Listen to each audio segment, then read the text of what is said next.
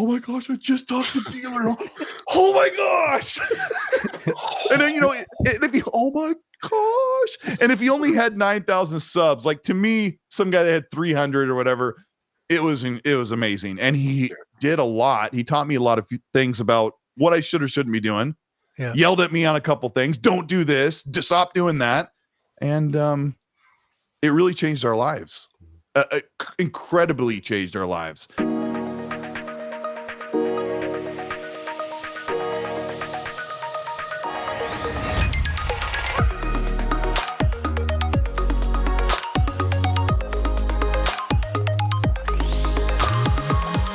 Sean, we've worked on a couple projects together, and then we all finally got to meet in LA, finally in person.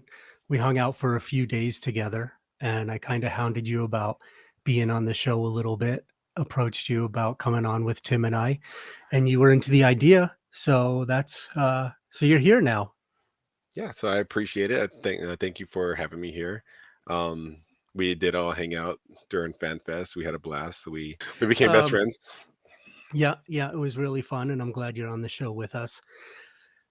Colt, for anyone that doesn't know, you have a YouTube show. You focus mainly on Xbox. I know you're going to be humble and pretend like it's not a big show, but it's big enough that we were just hanging out with, or not hanging out. We ran into Todd Howard in LA, and while we were standing there, he said to you, "I can't wait to see your video about my game that I'm releasing." So it's big enough that that you should be really proud of yourself. And I know that takes a lot of effort and dedication and sacrifice to build something like this that you have. And hopefully you have a little bit of time to sit back and enjoy moments like that moment with Todd Howard and not just focus on pushing forward and growing. But yeah, absolutely.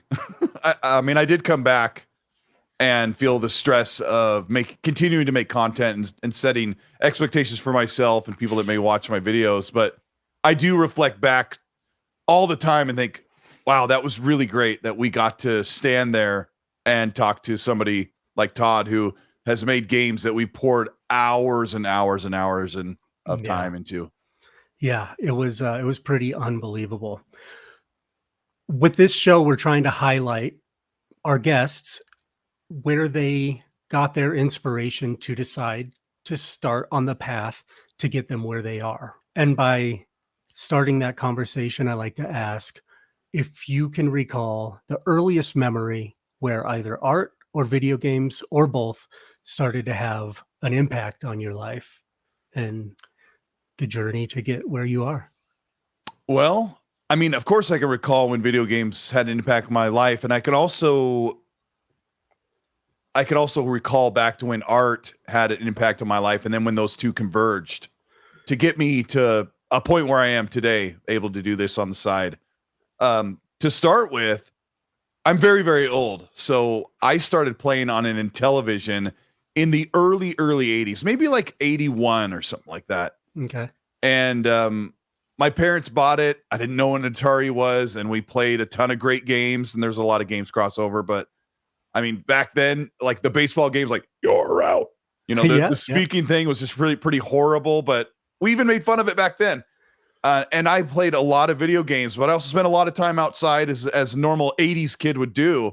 Mm-hmm. But it really took a turn in the later part of the 80s, late 80s, when my parents decided to finally buy us an NES, a Nintendo, when everyone had one.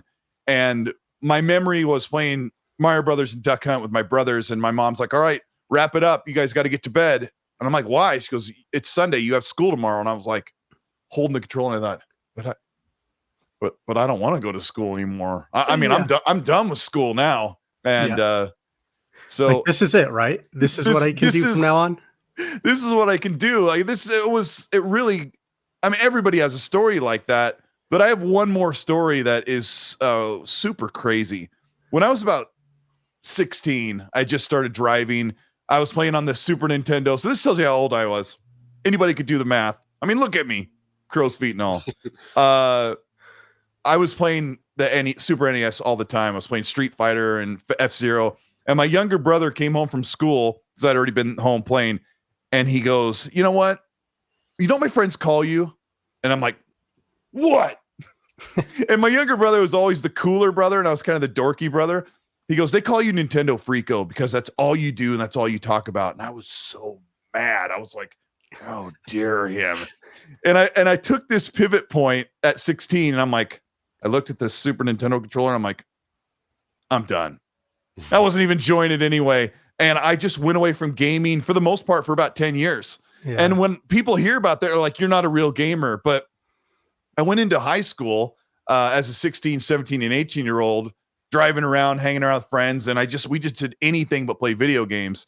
Yep. And in the mid 90s, like, video games weren't really cool. No. And so they really weren't.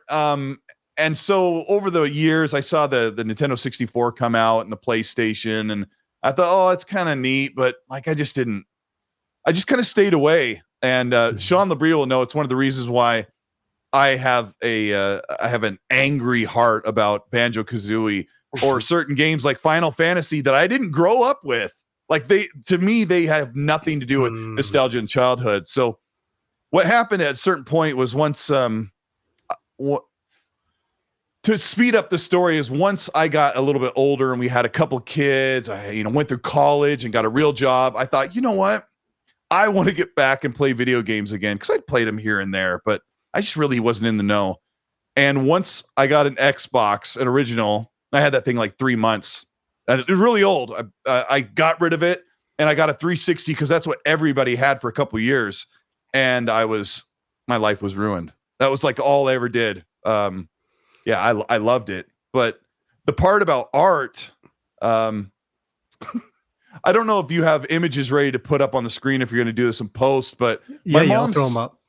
Okay, so my mom sent me some of my old stuff, like my old drawings, and she sent me a drawing that I did in first grade, and it was a cartoon dog, like, and I remember drawing this, trying to like emulate what like Goofy or Pluto would look like, or just a cartoon dog. And my teacher was like, wow, this is really good. And I'm like, I'm just, I'm 7 years old. I don't know what I mean, I'm just trying to make something cool.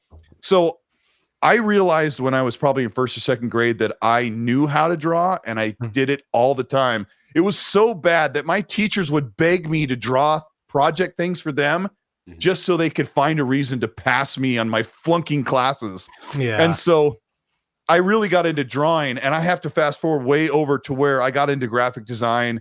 And I sent you some images where I started to learn how to do way more than you should probably be able to do in Microsoft Paint.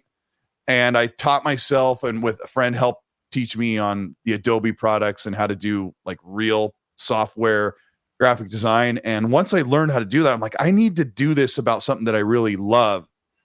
And that image you sent me of the landscape, you did that in Paint?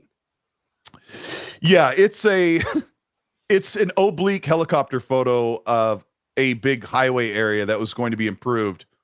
And I just drew over it because remember how I told you I wasn't really gaming right before I had a couple kids? One game I did play was Roller Coaster Tycoon. And so I was emulating the look of Roller Coaster Tycoon by using oblique lines and painting over. And it was one layer. If you messed it up, I would just do a file save as a BMP. And I would just save it over and over. And if I messed up, I could go back a file. Yeah, so it was all in one layer. And I just drew that thing and worked on it over a long period of time and had a lot of fun with it. Yeah, it's very cool. When did you start to get into graphic design? Was that how you, when you were in high school, were you leaning that way? No. I didn't know what I wanted to do. When I was in high school, I wanted to work for Disney. Love to see a smile from Sean. I wanted to work for Disney because I wanted to have my own cartoon. I wanted to have my own cartoon show, like way before anybody had heard of Family Guy. Like, that's the type of guy I wanted to be. I wanted to voice act in it. I wanted to draw it. I wanted to animate it. I wanted to sing in it and everything. But growing up, I guess I just didn't have the right motivation or the right guidance. And I went to school for engineering. So yeah, I didn't get into graphic design until around 2006. Which would put put me quite a ways into my life. I was already, yeah, it's just really weird. There's a lot to that story. Was the shift influenced by art, or was it? Yeah. I mean, I went to college to get into computer-aided drafting, but there was, excuse me, there was also a side program where you could earn your degree in 3D animation and 3D modeling. So I was taking those classes, learning 3ds Max, and I was also doing CAD classes. And then one day we showed up to our 3D animation class, and there was like 5 of us there, and the door was shut, and there was a paper that said this whole curriculum has been dropped from the college. And I was like, what? And so I went and talked to my college professor or whatever, and they said, look, if you could go to a different school or just continue pursuing the engineering thing. And as like I was in like my late 20s at this time, and I thought I just have to just get going on with life. So I got into engineering, and I was a computer or engineering tech for a long time.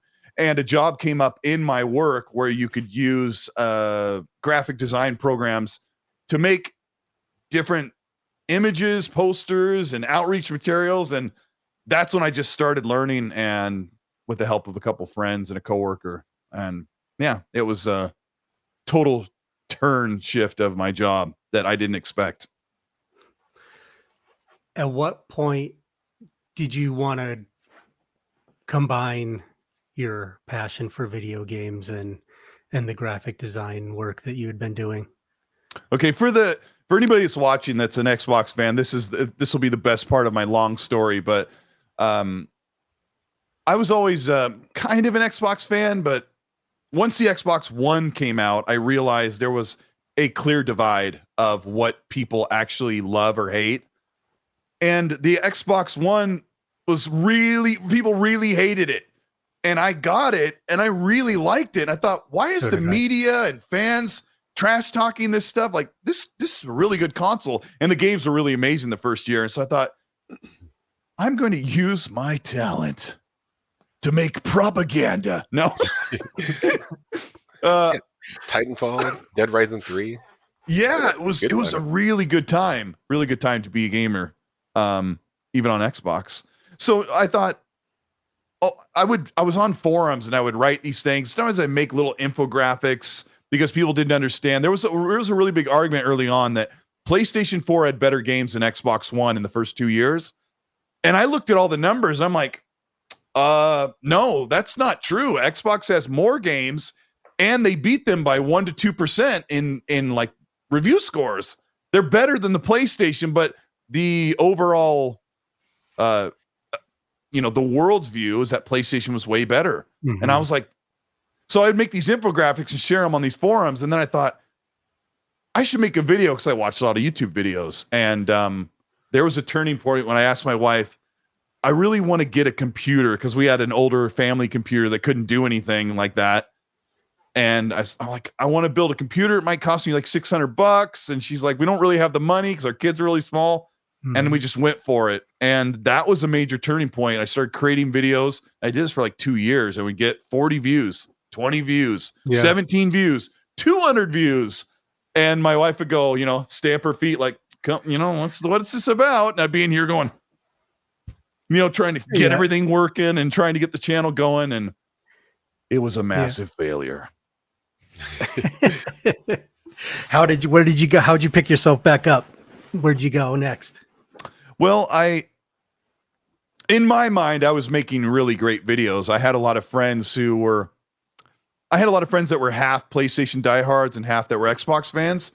And so the PlayStation guys would tell me, quit, give up, you're never going to get anywhere.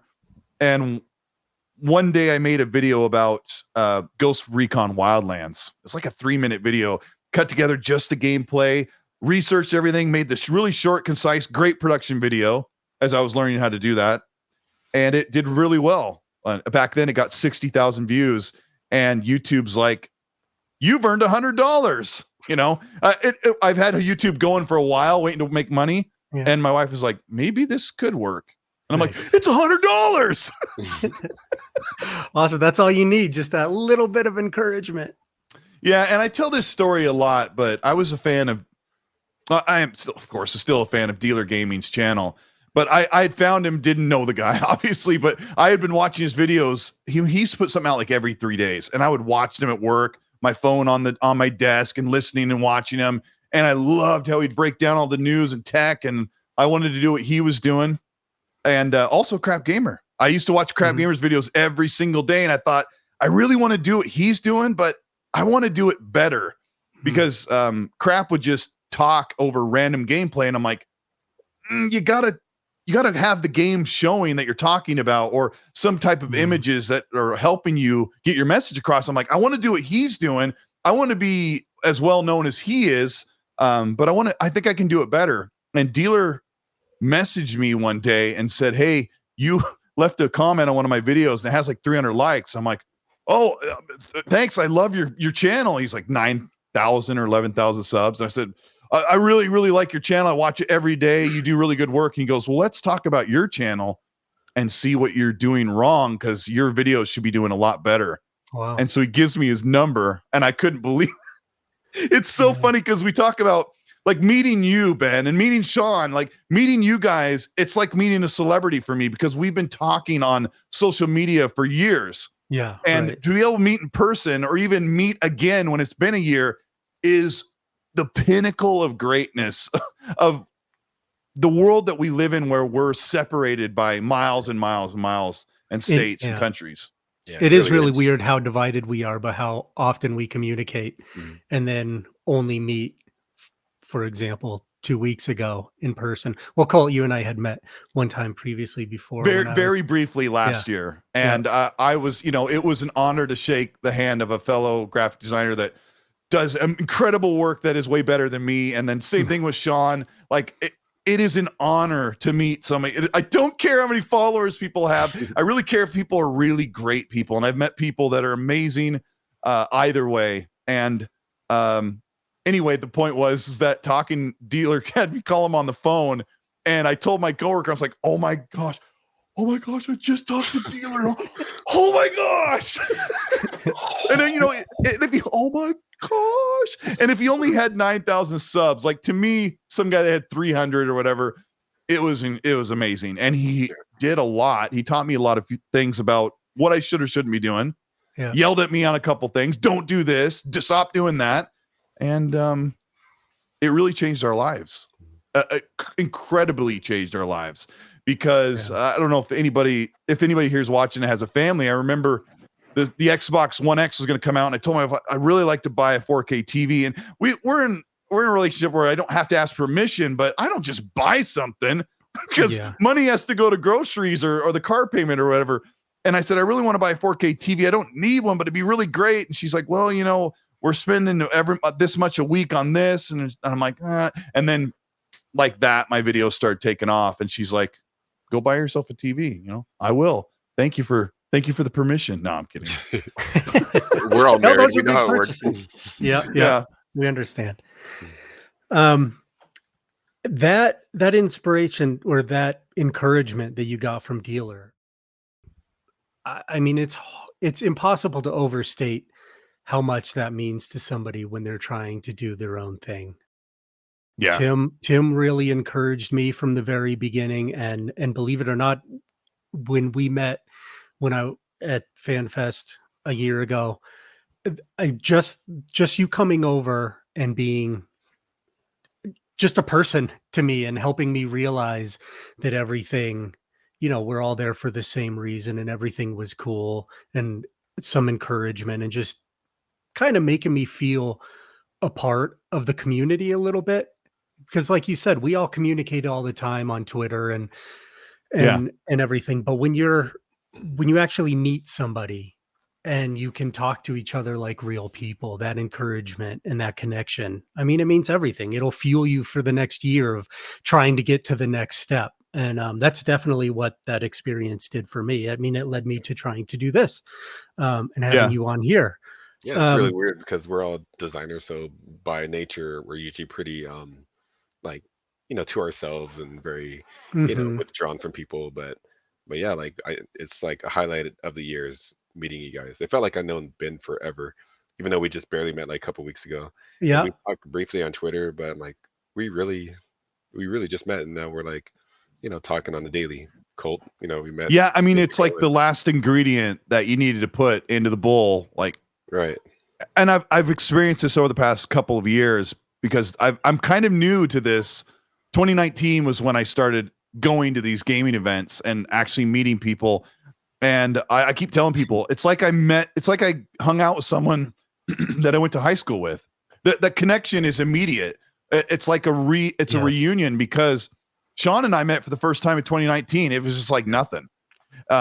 Even though we had rarely talked other than bouncing back and forth on tweets. Right. But like once you're there, it helps that Sean's not a psychopath. No. So it's easy to make a connection with them. Yeah, because 2019, it was your first time, and I remember you reached out to me, and we had like you said, we've been talking periodically, and you're like, what do I expect? Like, it's my first time, and then we kind of just went back and forth. We exchanged numbers, and this is what you should expect. I'm like, just text me. I almost said page. That shows you how old I am. Text me when you get there, and then we'll meet up, and and then now we just talk every day pretty much. Yeah, and it's a real thing because when you're a content creator, like you said with a graphic designer, you're kind of by yourself, and it is competitive in its very nature. Even for someone like Sean does a lot of freelance work, and he had to work his way out in front to get people to come to him before they come to other people. And there's a competitive nature about content creation or graphic design that is very universal, where you can't allow it to get a feeling in between as a buffer between people. And I remember when I heard, Ben, that you were going to be on the stage at FanFest and that Aaron was going to bring you out, my first reaction was like, what about me? That's okay. I mean, mine was, why me? It's like the initial reaction is like, okay, I mean, I know he does incredible work, but that's a huge privilege. And so what I did was went up to you and I said, I got to introduce myself to him. Yeah. And I didn't even realize that not only you're a content creator and a graphic designer who's by and large already alone, but you were like actually alone sitting there next to Aaron Greenberg. Like, I don't know any of these people. Yeah. And nobody. Hey, Ben, I didn't know half of those people up in that terrace either. The media lounge, I knew a couple of people, but no one was talking to me. I walked by, no one was saying, hey, Colt, how you doing over there? I was just like by myself, like, and I know how you feel, but it's been very, very rewarding to have somebody like Dealer say, hey, let's look at what you're doing and let's see if we can get you. And he brought me into what he was doing. And he said, right away, he's like, I want to start a podcast. I want you on it. And I'm like, okay. And he's like, let's make a logo. And I came up with a logo concept. And like the very first, he goes, I want a long R and I want the X to do this. And I found a font. I go like this. He goes, oh my gosh, that's almost exactly what I was thinking. And we made a great friendship and we worked together, and all of a sudden not alone anymore. So that's kind of where it was. Yeah. Very cool. Did you continue to do your own show? Was he still helping you with, did you immediately jump on with him, or was he just, this was in 2017, which I can't do the math. Wow, it's a long time ago. Yeah, 8 years. What? I don't know what it is. I can't. Is that 8? No, 17. Yeah, I'm just carry the 1. Yeah, I'm an engineer. It was a long time ago. It's okay. We're just leaving you hanging. Yeah. Oh yeah. Yeah. Sounds like I'm a graphic designer. I'm not doing math. Come on. Yeah, you get hung up in the 13s and anyway. Yeah, it was a long time ago, and we did that podcast for almost 5 years before I finally left the group to start my own. But it was really, really great. I learned a ton. I learned so much from this community and from his podcast and others that were running alongside his. Yeah, that connection is everything. I mean, it's, if you have somebody like that that can help you kind of give you a leg up or some advice on what to do and give you a direction and not feel so alone. I mean, it makes all the difference in the world. Before we were getting on to record, you had sent me a couple different pictures. One we haven't talked about yet, and it was a Boston album cover. So I got to ask you about that. I'm such a nerd. Growing up in high school, my favorite bands were Toto, Chicago, and Boston. And if you were in high school with me, your favorite bands were Green Day, Nirvana, and Pearl Jam, or maybe Firehouse. But yeah, I mean, people did not listen to 80s rock like that. Just me because of my older brother. But that is a stippling drawing I did, and we learned. And my art teacher wanted to flunk me because all I would do is album artwork.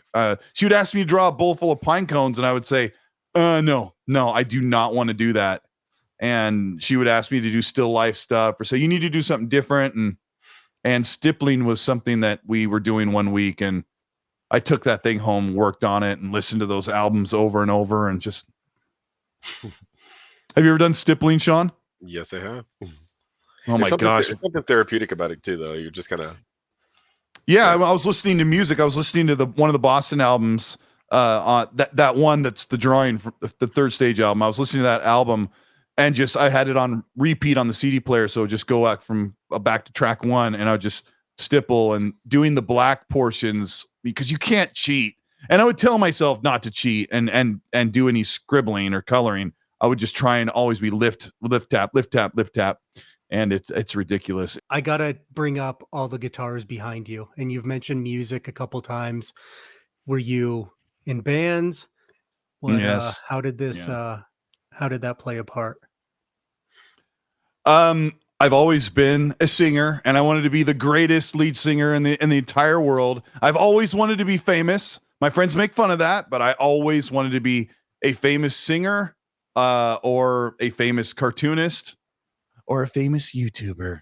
But I started playing guitar like 25 years ago, and I've never really learned everything, but I love to play. I play the piano, and I've tried my hardest to become like the greatest high tenor singer, like the guy from Journey, or singers like that. And so I've spent a lot of time doing that. I've been in 3 bands, like cover bands basically, but mostly for fun. One of them I was in a cover band as a 25-year-old. I was in a cover band with a bunch of 40 and 50-year-old guys that wanted to like relive their youth, and they practically hated me because I was the lead singer and I was a young punk, and we did not get along. So I did that while I was trying to go to college, and you'd make like $75 at the end of the night, and we would try to pay our bills with it. So yeah, it was ridiculous. But music is a big part of me, and I wanted to be able to fold that into my channel when I started to get going on YouTube. And if you listen closely, I have a guitar lick that is in the intro that I've now hidden behind some synths and other sound effects because I had it for a long time. People really liked it, but I don't think I have a guitar here that would pick up on the mic. But I have heard it. That's why I asked about the guitar. Yeah, they're like, it sounds more like a home improvement lick. No, I like it. So yeah, it's good. So I tried to kind of like church it up a little bit with something a little more techy. And so that's kind of what I have there. Yeah, it's very cool. So even that kind of played a part. Yep. When you decided to go create your own channel, what was your approach to that? Did you have a direction? Did it just suddenly come up? Yeah, I've had a channel since YouTube was first a thing in 2006.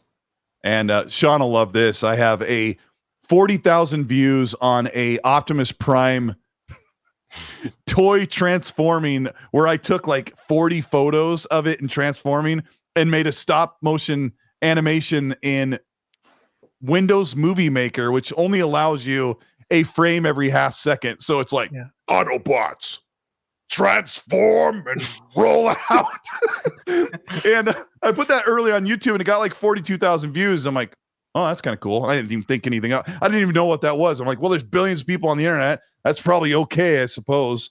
But when I started doing the Colteastwood YouTube thing, Colteastwood being my nickname I've had since high school, my approach was to look legitimate, like a legitimate established gaming brand. So I drew up my icon that's based off of the Obama Hope poster. It's kind of a parody off of it.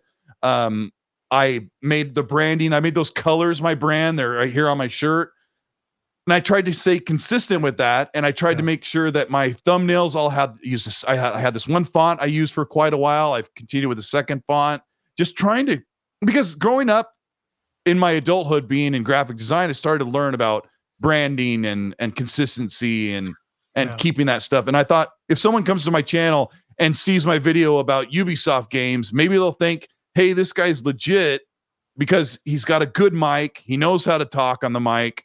The video quality is there.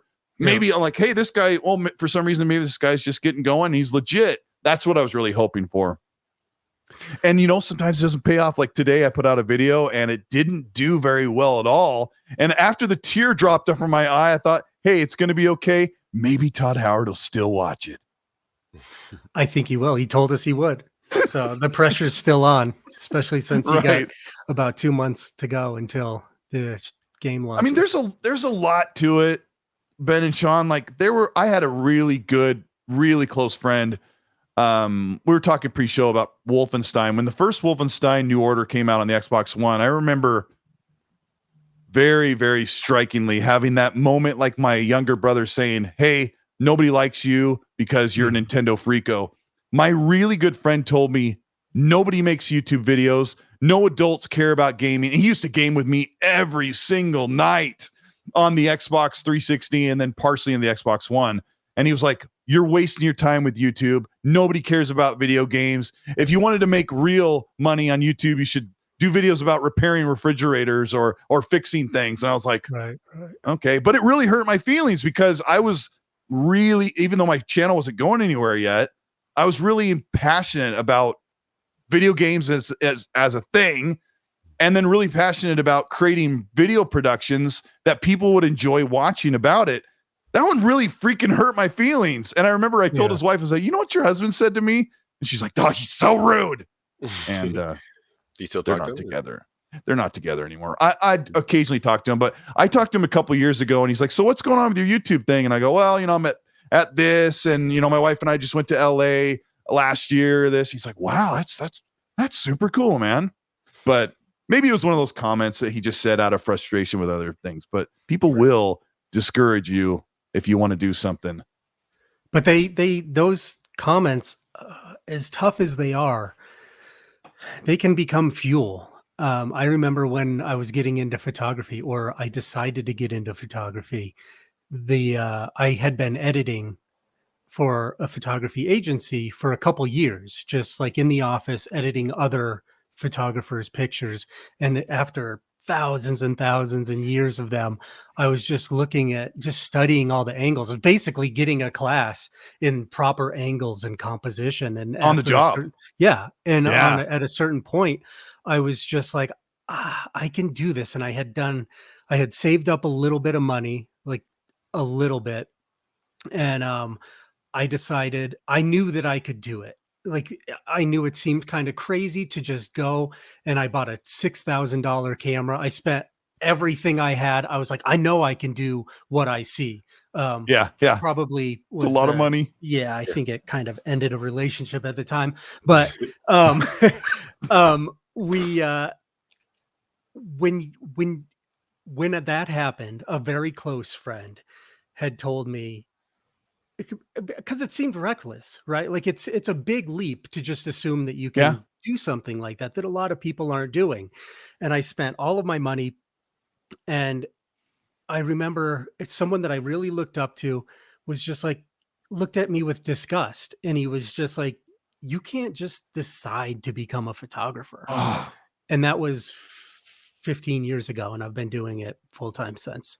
But I knew that I could. There was no doubt in my mind that I could do it. Like, that's why. But I knew it was going to take a crazy leap, and what your friend said to you just reminds me of that. Like, you had a drive, you had a destination you wanted to get to, regardless of what anybody thought. And I think that's kind of strange to see from the outside for people sometimes, because you're just determined. You're like, I'm gonna do this, and people can kind of look at you strange, like, why are you deciding to sacrifice so much for something that's probably not going to happen to most people that try it? Like the art field in general, people kind of have that same point of view. like whether it's music, photography, graphic design, video editing, movies, whatever. Like, it's just, I think other people can't fathom the idea of, you just making a living off that. Yeah. Yeah, and because I have my stories too. Like, I'm sure we all have stories. Oh, do you have a story about how someone slammed you to the ground and told you couldn't make it? Well, Try not in deflating those your words. dreams. You can just kind of read people, like when they say, "Oh, what do you do?" And then like you tell them, "Oh, well, Have fun with that. yeah." Mm-hmm. Yeah, I remember about a year ago, I think it was last June. My family was all over, my dad was over, and I had a really great month on YouTube. It was right up until the showcase was about to happen. And I'd had big videos, and Ecstasy podcast was doing really well, and a lot of people were showing up. And my dad's like, do you make money doing this? How does it work? Like, my dad doesn't understand it, because he's in his 70s, but he's like, so do you put commercials on it or what? And I said, no, they put them automatically. And I pulled out my phone and I showed him, I said, see here. And then in about 3 minutes, an ad will pop up, and then you skip it, and I get a little bit of money from that. And he's like, what kind of money do you make? And I told him, well, this month was really good. I made this much. And my dad dropped his jaw. And my dad is really, my dad is really well off compared to the rest of us boys.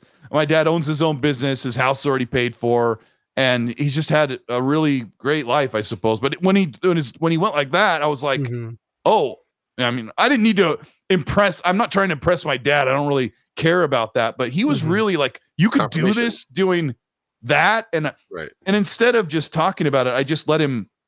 Nobody wants to watch a video about video games. So I just let him watch on my phone, like just 10 or 15 seconds of me on screen talking like this, like hi, I'm Colteastwood, and then it cuts to these edits. You can hear me talking professionally in the background. And then I say, and this video got 80,000 views, and I made about this much money. And my dad was like, wow, that's really incredible. Cause to him, it was like, oh, my son's doing these little like journalistic reports and he's getting paid for it. So, cause a lot of people think, oh, what do? Do you play Super Mario Brothers in front of a camera and wear like a panda outfit? I'm like, no, not exactly. I get a lot of that. Oh, I've seen those people on Twitch, in a hot tub with a bikini on. I'm like, well, I've tried that, but no.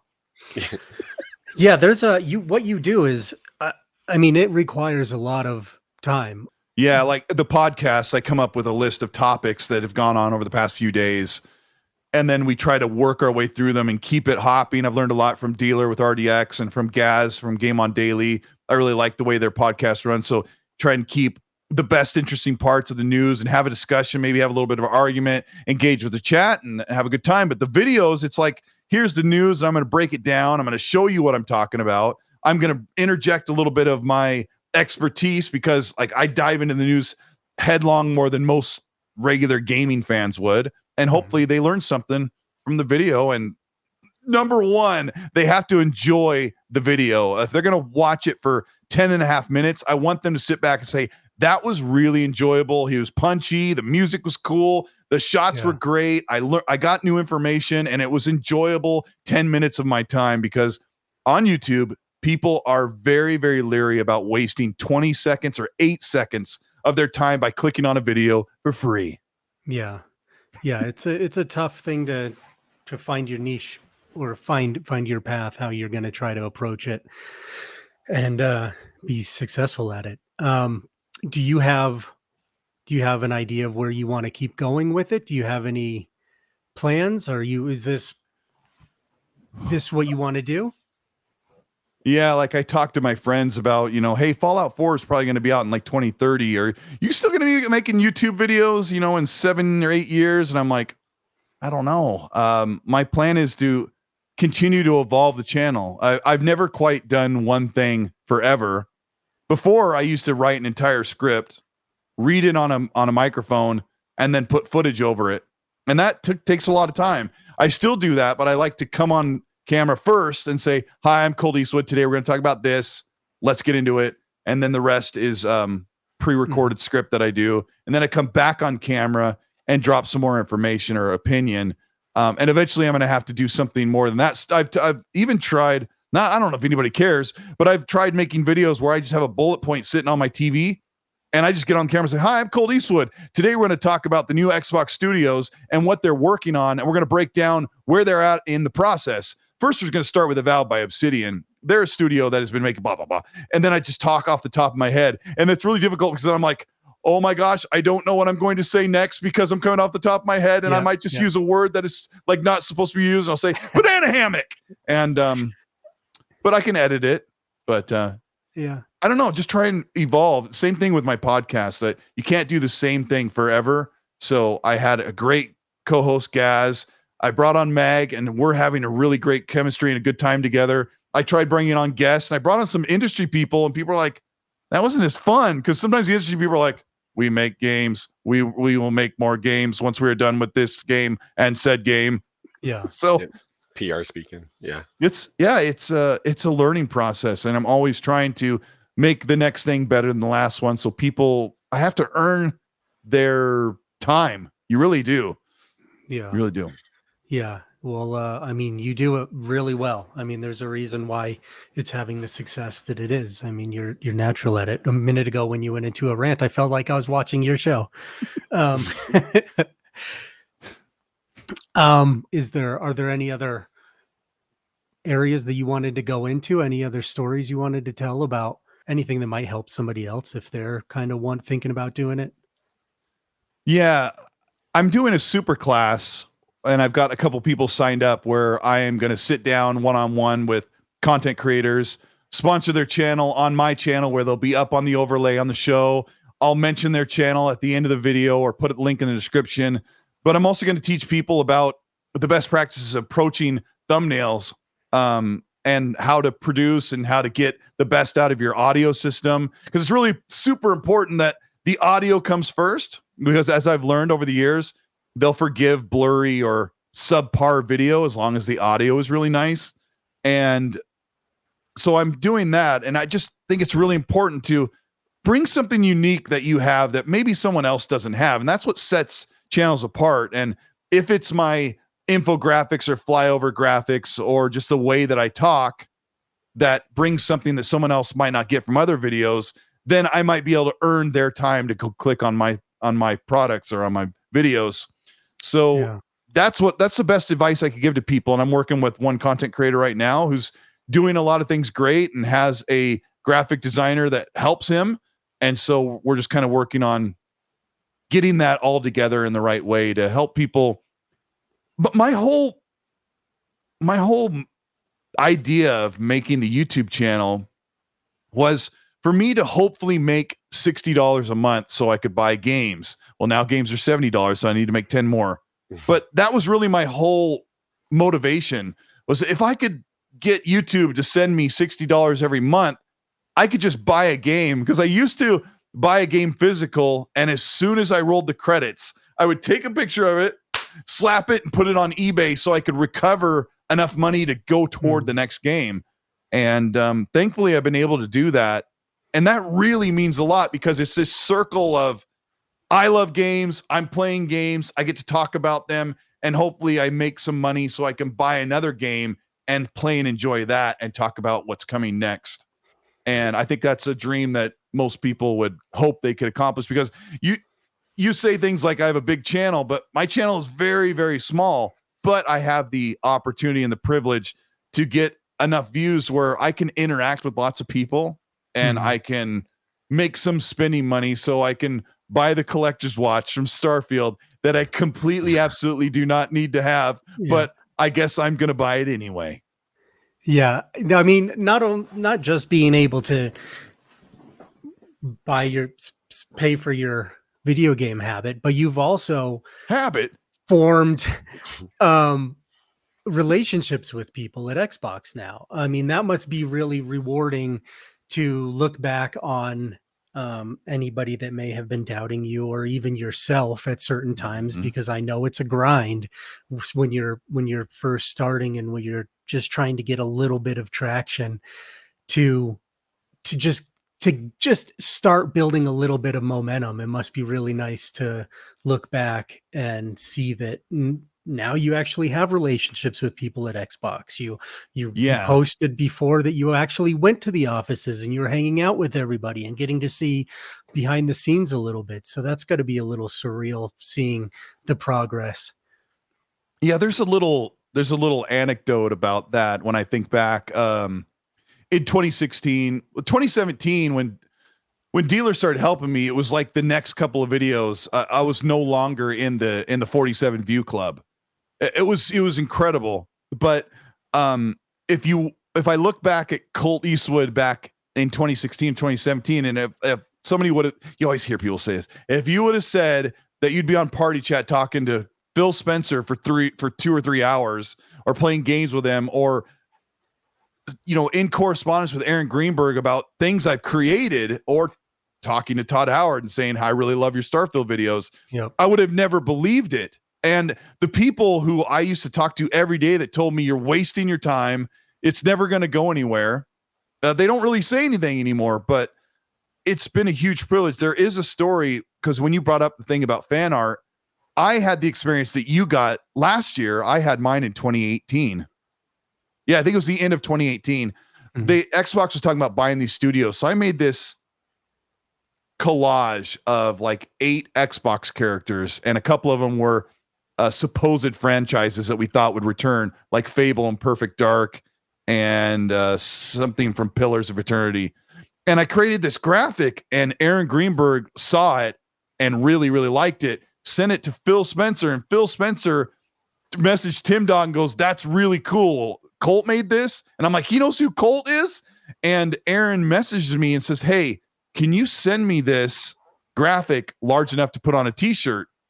And I was like, absolutely. And I'm like, I built it at 1080p at 72 DPI or PPI. Like, I don't know if it's really properly fit for a shirt at like 7 inches, and I've done print and digital media for so long. I'm like, shoot, I built that thing as a thumbnail for a video, which is in 1080p. I'm like, crap. I mean, I can up-res it, but I know what more than anybody that I'm just kind of ruining it. Yeah. And so I'm like, yes, absolutely, Aaron Greenberg. And so I sent him the native file, like slammed it down to a PNG at highest quality I could. And I sent it to him, and he's like, cool, thanks. We're going to make t-shirts. So Aaron made 300 or 400 t-shirts with this. If you have it, you can put it on screen, but is an oval shaped image with some characters. But he said, hey, before you do this, I need you to take off a couple of characters. I'm like, okay, well, sure, whatever. He goes, can you take off Joanna Dark and I can't remember which version I sent you. I think it's the latest one, but he had me take off Joanna Dark and some other character. And I was like, okay, Aaron. And he sent that with a banjo. I have the t-shirt. I have it upstairs. Was it Banjo? Oh, you have the shirt. I do have the shirt. Yeah. Yeah, that was so funny. So Aaron said that he took the shirts around to all the studios, and they just brought the boxes out and just handed them out to a bunch of people at a bunch of studios that were part of Xbox in 2018. And I told Tim Dog, who's your amazing other co-host, who I've known for 5 or 6 years now. And I told Tim, I was like, man, I would really like to go to E3 in 2019, which was like 6-7 months from then. And he goes, I'm sure Aaron will get you in. I'm like, I don't know. I mean, he goes, you made that shirt for him. He'll get you in. And this is when Sean and I started talking, and we were messaging back. I'll never forget. I knew that Sean and I were going to be cool because he responded. We liked the same thing. And Sean the Bee responded with the GIF from Step Brothers. Was it Step Brothers? Did we just become best friends? Yep. And I'll never forget that. I remember I was at baseball practice. I was coaching my son's team, and I saw that on my phone. I was like, yes. And so we went to E3 2019, and Aaron's like, come over and meet Matt Booty. I'm like, oh my gosh, I'm going to meet Matt Booty. Oh my gosh. And he goes, Matt, this is Colt Eastwood. He goes, Colt, I have your picture. And I go, what picture? He goes, your graphic. They put it on my son's onesie. And he pulls out his phone. He's got a picture of his newborn baby with the onesie with that circle graphic on it. And I was like, you like that Todd Howard mom? Like, that is so cool. But inside, I'm like, oh my gosh. Yeah, that's going to be pretty amazing. Because this show that you're doing, fan art, is about people who create things and graphic designers and people who get their art out to the world. And the number one highest reward for graphic designers, and I'm pretty sure you guys will agree, is to say, see that? I made that. Or even to yourself, when you drive by and see it on a board, or you see it on a wall, or you see it in print, or you see it on a table and you go, I made that. And it is the coolest, it's the reason why. Am I speaking out of turn? I feel like it's the reason no, why not we at all. do what Absolutely. we do. It's surreal. It's kind of an unbelievable feeling. It really is kind of hard to describe. I mean, even with, I had a similar experience just leading up to FanFest with the cards and how people started using them and then I at least had an icebreaker, going up to people and saying, I made the profile picture you're using very sheepishly, and then the Starfield player card, which Sarah Bond used it, Aaron used it, who else used it? Name them off, brag. No, quite a few people used it, but it's also cool that the community uses it. You know what I mean? Like when the community starts to share the stuff and starts to just take something that you've made, like you're saying, where you just get to see it, something that you made, and while you're making it, you're not sure if it's the direction you want to go, or if people will like it. Yes. Or if you even like it, you start to doubt it, but then you just keep going, and then you finish it, and then you share it. And to see people actually appreciate it it's an addicting feeling. Yeah, some of the biggest fans are the Xbox execs. Like, in this instance, like, we think they don't see us, but they do. They see us. They hear everything we say. I still remember FanFest, maybe 2018. It was before I met Colt, I believe. I used to do like these images for Greenberg. I would just make him an avatar and I would just send it to him, and then he'll use it for a while in his profile picture. And I remember waiting in line. Like, I didn't know too many people at that point. Just waiting in line, and he's like, Sean, he like pulls me out of line. I'm like, and then everybody's looking at me like, who's this guy? He's like, yeah, I love your picture. And like, he showed me his iPhone watch, and he had like the picture I made of him on his, and so I took a picture of it like on his wrist. Cool. And so it's like, I mean, I know he saw it, but I didn't know he was like rocking it like on his watch, whatever. And then even at one point, oh no, you were there that year, I think, because he went on stage and he was just talking about the fans. He's all, yeah, and Sean Labrie made this watch, and I think I was texting my wife at the time, and I was like, did I just hear my name? And then I think Colt's like, Sean, and then everybody's like just yelling, and I'm like, what just happened? Was that when you did the Master Chief armor for Greenberg, or was it Gears? I think it was the Master Chief one. Yeah. I'm not too sure. Yeah, but like, and he was rocking it right away. I remember. We'll give a little secret away. You messaged me and you're like, I'm gonna make this thing for Greenberg, and hopefully he still wants me to go to. He can get me into FanFest. And he loved the image. Okay, everybody loved it, and of course you were gonna be going anyway. He always makes sure you're there, but I don't know. It's all about sharing that. I said something about my dad. Like, my dad says, I wired that house. I did that house. I did those lights. And he's like really proud of that stuff. But it's the same thing to be able to say, I did that and I made that. And it's super important. And we talk to a lot of people who not everybody is a creator. Like, they don't create, write, or make something that goes out to other eyes and is under scrutiny. And it can be difficult for me being a content creator, where the comment section is just a battleground for people to talk about how stupid I am or how I don't know what I'm talking about. But it's also mostly like 80% a battleground of people saying, I'm so excited about the same thing you are. I learned something today from this, or, hey, you missed this. This is going to be awesome.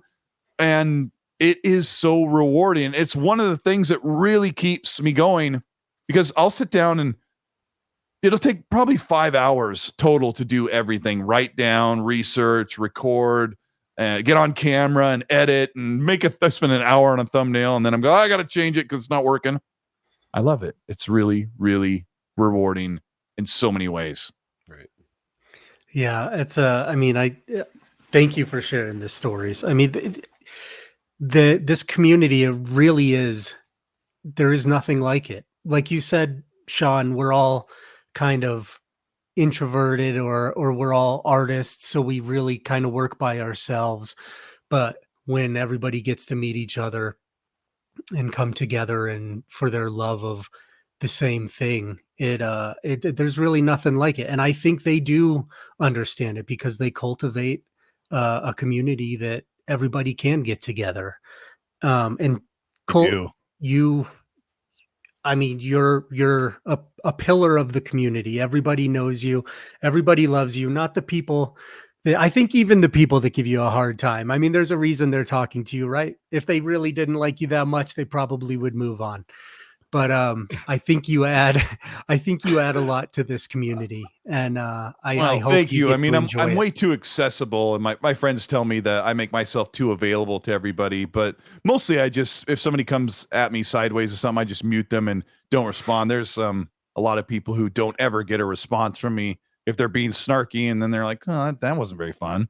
But the community is amazing, and meeting up with them, talking to them, and like I don't when we were at FanFest, just talking to other people, we're so fortunate to be in a huge room full of people that love playing Xbox games, but just being around that community and the way that Xbox cultivates that community of people and that we're all talking together and we're able to play together. And the whole setup of Xbox is to play with who you want, where you want, how you want.